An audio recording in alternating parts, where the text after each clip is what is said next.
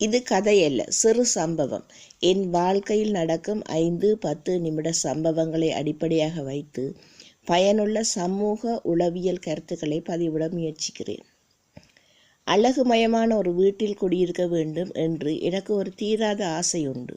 நான் வாழ்ந்து கொண்டிருக்கும் வீடு என் கனவு இல்லத்திற்கு வெகு தொலைவில் இருக்கிறது. வீடு ஒன்றை திருத்தங்கள் செய்வதற்கும் நாம் விரும்புவது போல அலங்கரிப்பதற்கும் அதிக அளவில் பணம் வேண்டும். வீட்டை திருத்தவும் அலங்கரிக்கவும் தேவையான அளவு பணம் இல்லாவிட்டால் நிச்சயம் அது ஒரு பெரிய பிரச்சனை கிடையாது.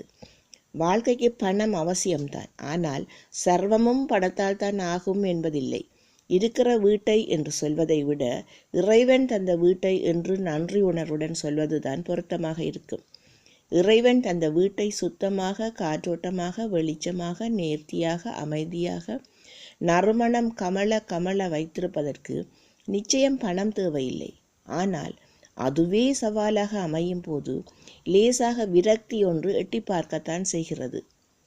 என்னுடைய சிறுவர் பராமரிப்பு தொழில் காரணமாக வீடு முழுவதும் இறைந்து கிடக்கும் விளையாட்டு பொருட்கள், பூனைகளின் அட்டகாசம், கோழி வளர்ப்பு பொருட்கள், வீட்டு தோட்ட பொருட்கள் என்று என் வீடு என் கனவு இல்லத்திற்கு வெகு தொலைவில் இருக்கிறது.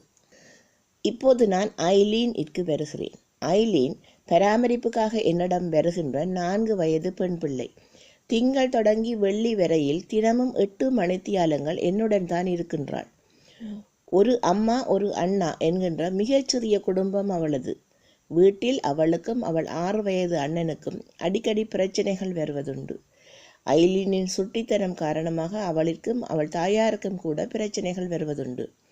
அவள் வீட்டில் ஐலீன் அவஸ்தைகளுடனும் மன அழுத்தங்களுடனும் தான் வாழ்ந்து வருகின்றாள் என்பதை அவளின் அன்றைய பேச்சில் இருந்து அறிந்து கொண்டேன். அது ஒரு திங்கள் காலை. ஐலீன் வருகின்றாள்.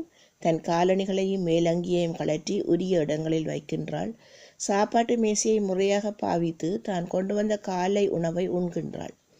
உணவு முடிந்ததும் உரிய சுதந்திர தன்மையுடன் விருப்பமான விளையாட்டு பொருட்களை எடுத்து விளையாடுகின்றாள். விளையாடி கொண்டிருக்கும் போது தனக்கு தானே ஆள் மனதிலிருந்து, அடி வயிற்றிலிருந்து என்ட்லிஷ் ரூவ என்று சொல்கின்றாள். அதன் அர்த்தம் இறுதியில் எனக்கு அமைதி கிடைத்தது என்பதாகும். வார இறுதி நாட்களை இறுக்கமான குடும்ப சூழலில் கழித்த ஐலீனிற்கு என் வீடு ஆறுதலும் அமைதியும் கொடுத்திருக்கிறதா? அந்த வார்த்தைகளை கேட்டபோது நான் மிகவும் மகிழ்ந்து போனேன். வீடு பற்றிய என் தாழ்வு மனப்பான்மை நீங்கி பெருமை எட்டி பார்த்தது. என் வீட்டின் எளிமையும் அமைதியும் யாரோ ஒரு 3ஆம் நபருக்கு ஆறுதல் கொடுக்குமானால் அது எனக்கும் பெருமைதான்.